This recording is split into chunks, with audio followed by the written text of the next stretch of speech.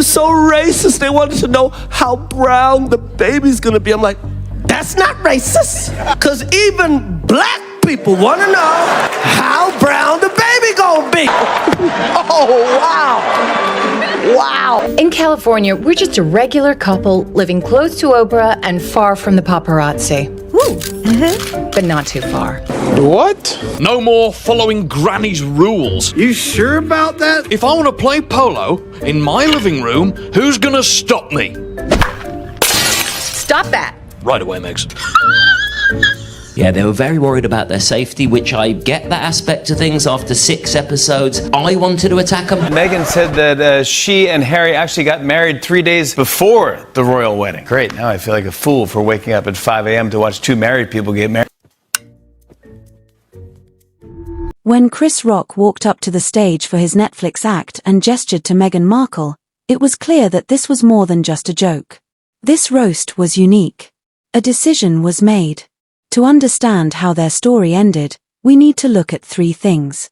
The incriminating proof from their own confusing statements, the brutal comic onslaught from the entertainment business that followed, and Chris Rock's takedown that exposed the story's basic flaw.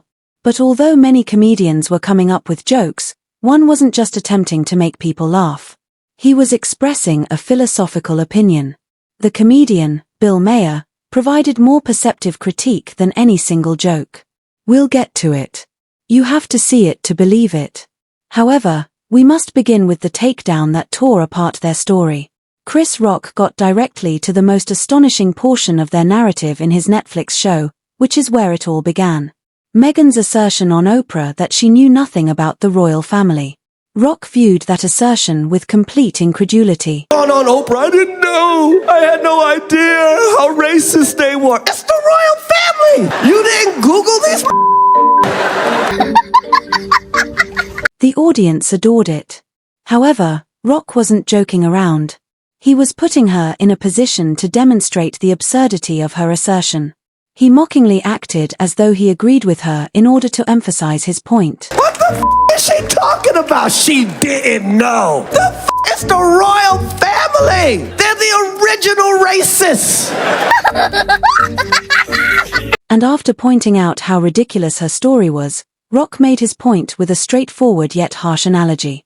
One that was understandable to all. That's like marrying into the Budweiser family and going, they drink a lot. This motherfucker invested in slavery like it was shark. Rock went on to her other major grievance when her entire I didn't know defense was disproved. He maintained that what she referred to as racism was actually something much more widespread and trivial. Some of that she went through was not racism. It was just some in-law shit. However, his most vicious assault was directed at their most serious charge, the contentious subject of the royal family's purported worry about the baby's skin tone. He thoroughly disproved their allegation with a single, straightforward observation. To know how brown the baby's gonna be, I'm like, that's not racist. Because even black people want to know. The message was obvious, and the takedown was harsh. Although Rock wasn't holding back, he was only a small part of a larger, worldwide comedy attack.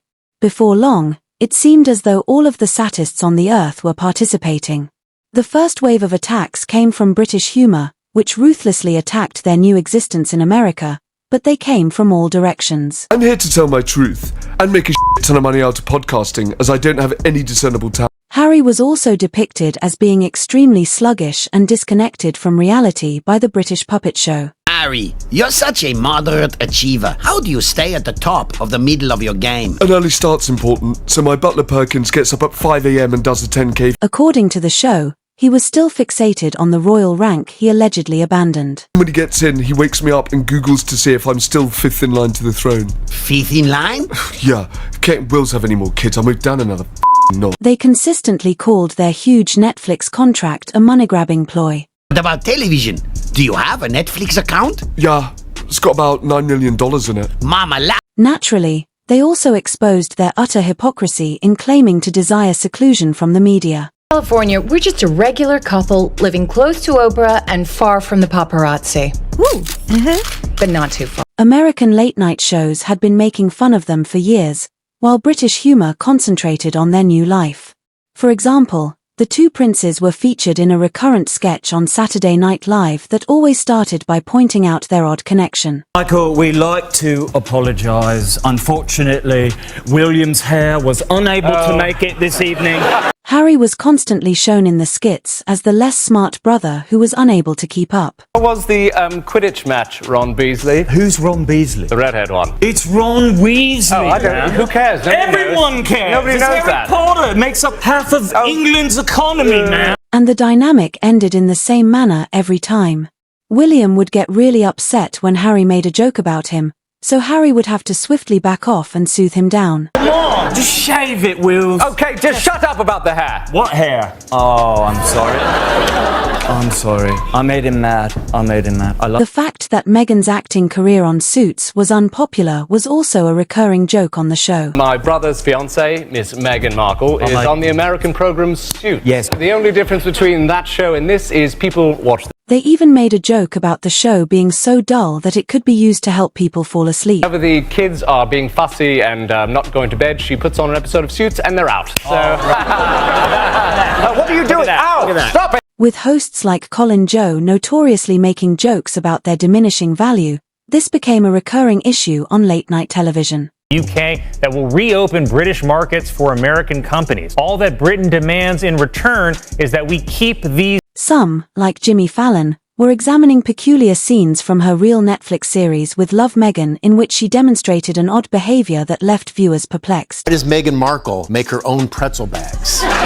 They don't know why. That's interesting. She takes it from one bag and puts it in another bag. Another bag. That confuses. Fallon also made fun of their convoluted tale of getting married ahead of the royal wedding. Meghan said that she and Harry actually got married 3 days before the royal wedding. Great, now I feel like a fool for waking up at 5 a.m. to watch two married people get. However, after Harry and Meghan resigned from their royal positions, the jeering became really strange. Madame Tussauds of the renowned London Museum took their wax replicas from the royal family exhibit, and Conan O'Brien spent an entire program speculating about their fate. Now, I was curious what they did with Harry and Meghan's wax figures, so I found a museum employee who's temporarily storing. he introduced a staff member of the museum who had an unsettling bond with the statues. Oliver, you have generously offered to keep the wax figures of Harry and Meghan safe. Yeah, that's correct. And if I may, I would just like to say that I'm definitely not using the wax figures for sex. A very strange and awkward punchline marked the end of the segment. They're in a loving home, and I treat them better than the museum ever did. They didn't appreciate Meghan's soft hands or Harry's supple. The narrative becomes unmanageable when the ridicule shifts from professional comedians to online producers. Influencers started using Love Meghan show to mimic certain of her scenes. In one moment, for instance, Mindy Kaling casually calls for Meghan Markle, which causes Meghan to make a very awkward and conceited correction over her new name. My name is Meghan Sussex now. Call me Meghan Markle one more time, Mindy Kaling. They also made fun of her propensity to mention famous people who might not be her true friends. Mindy and I are such great friends, like besties. Like, I love her. Like, she doesn't know my name, but we're best friends. The same notorious incident from her Netflix lifestyle show when she rebagged snacks for no apparent reason had to be parodied, of course. Take the snack out of one bag and then move them into another bag and then label this new bag. Every form of entertainment, including influencers, late-night presenters, and puppets, had been overrun by the derision. What was being said on the stand-up stage, however, was far more offensive than these TV-friendly insults. Simon Broadkin and other comedians went straight for the throat, saying that the couple's Netflix documentary was the reason he became so hostile towards them. I'll be honest with you, before I watched it, I was not a fan of theirs, but now I've actually heard their side of the story, I hate them. The little, self-important nuances were what made him nuts. Such are their phony, inauthentic nicknames that sounded like they were from a corporation. Interesting points about racism and misogyny. Then they start calling each other H&M, and I just thought, oh, do. He was also perplexed by the way they portrayed common royal occurrences, such as the curtsy, as though they were some sort of particularly distressing incident. Harry says, how do you explain to someone who just started dating that they have to curtsy to your own grandmother? How do you explain that you bow to your grandmother and that you will need to curtsy, especially to an American? Like, that's weird. Maybe just tell her that your grandmother is the queen and you're in the royal family. Brocken, however, did not merely make fun of their grievances. By expressing the most controversial idea that many people were considering, he attacked the very basis of their connection. Break this to you, H. But if you weren't in the royal family, M wouldn't be with you. Additionally, Harry's own embarrassing language choices in his book provided comedians like Broadkin with even more fodder, making him seem rather ridiculous and unlikable. Describing this one date with Meghan as the night, let me quote you here, me and M pulled the pin on a fun grenade. I actually started rooting for Prince Andrew. However, hearing multimillionaires gripe about having to pay for their own protection was the last straw for Broadkin and many others. Any remaining sympathy that individuals might have had was obliterated by the complaint. Blaming that to pay for their own security. They were not happy about that. Yeah, they were very worried about their safety, which I get that aspect of things. After 6 episodes, I wanted to attack. The stand-up world's raw emotional takedown was finished, but Bill Maher has yet to deliver on the icy analytical one we promised. However, the last round of public humiliation had to occur first, when the cartoonists took over to complete the task. And no program was ever more brutal in its parody of cartoons than South Park. The worldwide privacy tour, a whole episode of the show devoted to them, began by scathingly disparaging Harry's biography and his assertions that he had a difficult life. Oh, let me start with you, sir. You've lived a life with the royal family, you've had everything handed to you, but you say your life has been hard, and now you've written all about it in your new book, Where? The cartoon interviewer then focused on Meghan, addressing her purported longing for the very celebrity she professed to hate. You just want to be normal people, all this attention is so hard. Isn't it true, sir, that your questionable wife has her own TV show and hangs out with celebrities and does fashion magazines? The prince is shown in the show as being totally unaware of this contradiction and defending his Instagram-loving wife in a way that only serves to highlight his own foolishness. Suggesting. Well, I just think some people might say that your Instagram-loving wife actually doesn't want her privacy. How dare you, sir! My Instagram-loving wife has always wanted her... All of this leads up to the most recognizable and vicious visual humor in the show. The public's perception of the pair was well encapsulated by their loud demands for privacy over megaphones while traveling the world on a private plane. The hell with Canada! We are leaving! We'll go find some quiet place where we can be normal people! Come on, wife!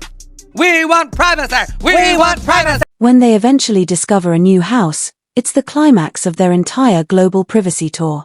A place that is calm and completely normal, which only serves to perplex them and confirm that they never desired seclusion but rather attention. Look at this town. There's just something about it. Oh, darling, I think this might be the place. It's so quiet and empty here. If we moved here, then people would think we're really serious about wanting to... Other cartoon series, such as Family Guy, employed them for swifter, more vicious drive-by jokes, while South Park devoted an entire story to their hypocrisy.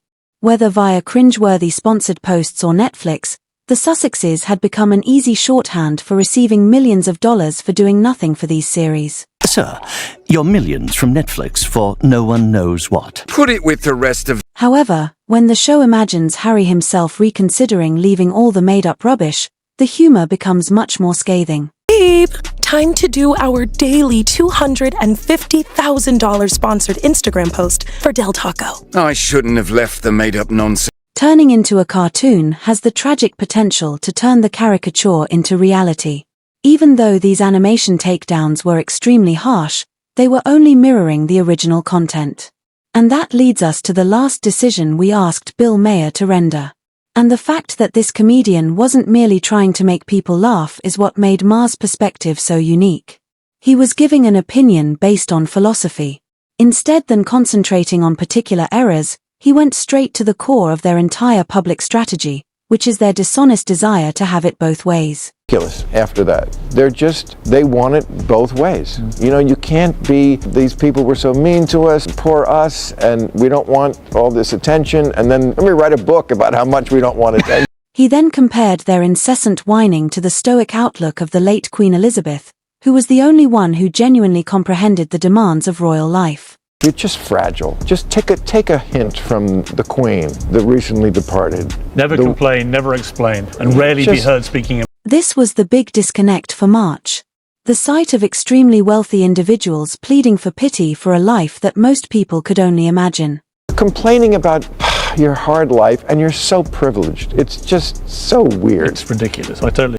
Lastly, he determined what might be the most unpleasant aspect of their endeavor as a whole.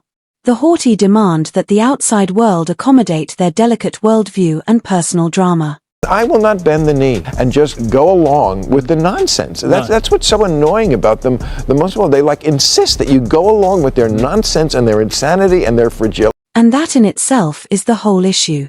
A failed Netflix contract and a few poor interviews weren't the only factors in Bill Mayer's decision.